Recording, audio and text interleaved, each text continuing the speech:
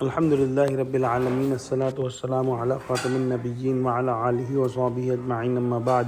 فاعوذ باللہ من الشیطان الرجیم بسم اللہ الرحمن الرحیم قال اللہ تعالی فی سورۃ الانعام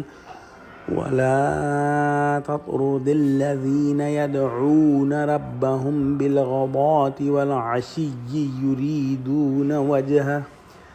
ما عليك من حسابهم من شيء وما من حسابك عليهم من شيء فتطردهم فتكون من الظالمين۔ ترجمہ: اور جو لوگ صبح و شام اپنے پروردگار سے دعا کرتے ہیں اور اس کی ذات کے طالب ہیں، ان کو اپنے پاس سے مت نکالو۔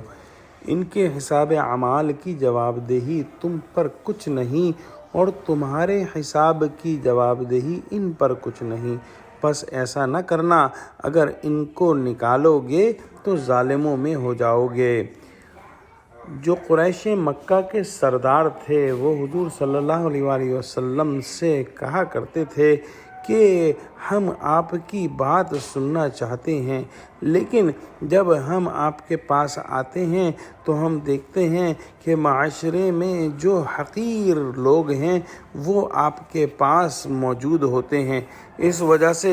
ہم آپ کے پاس نہیں آ پاتے، اور اس پر یہ آیت نازل ہوئی۔ اللہ سبحانہ و تعالی رسول اللہ صلی اللہ علیہ وآلہ وسلم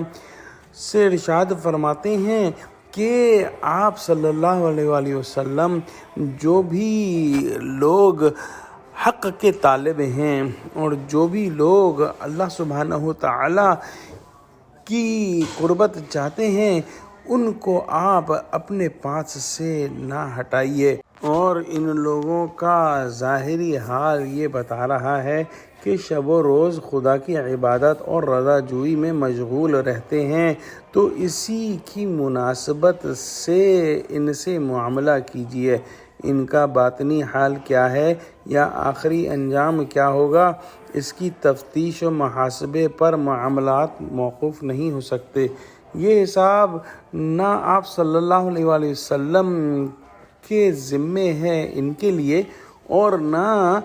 آپ کا حساب ذمے ہے ان پر، لہٰذا اگر بالفرض آپ دولت مندوں کی ہدایت کی طمع میں ان غریب مخلصین کو اپنے پاس سے ہٹانے لگیں تو یہ بات بے انصافی ہوگی۔ جیسا کہ بیان ہوا کہ کافروں میں سے بعض سرداروں نے حضور صلی اللہ علیہ وسلم سے کہا کہ ہم آپ کی بات سننا چاہتے ہیں، لیکن آپ کے پاس تو رذیل قسم کے لوگ بیٹھتے ہیں، ہم ان کے پاس نہیں بیٹھ سکتے، اور اللہ سبحانہ و تعالی نے یہ آیت مبارکہ نازل فرمائی، یعنی خدا کے طالب اگرچہ غریب ہیں لیکن انہی کی خاطر کرنا مقدم ہے۔